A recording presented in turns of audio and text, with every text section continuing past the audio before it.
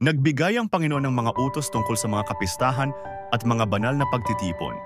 Una, ang araw ng pamamahinga o Sabbath, tuwing ikapitong araw ay araw ng kapahingahan at banal na pagtitipon. Mayroon ding mga taunang kapistahan, ang Paskuwa at ang kapistahan ng tinapay na walang pampaalsa bilang alaala sa pagliligtas mula sa Ehipto. Ang kapistahan ng mga unang ani at Pentecostes bilang pasasalamat sa mga ani. Ang paghihip ng mga trumpeta bilang hudyat ng banal na pagtitipon, ang araw ng pagtubos na araw ng pag-aayuno at pagpapakumbaba, at ang kapistahan ng mga tolda bilang alaala sa paninirahan ng Israel sa ilang.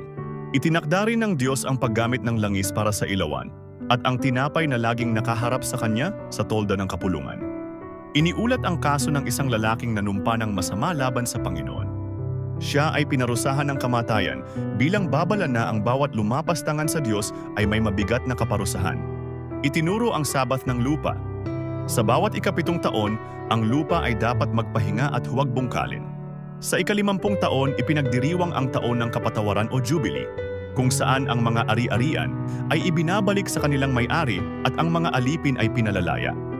Ito'y tanda na ang lahat ng bagay ay pag-aari ng Panginoon at ang Israel ay mga dayuhan lamang na naninirahan sa kanyang lupa.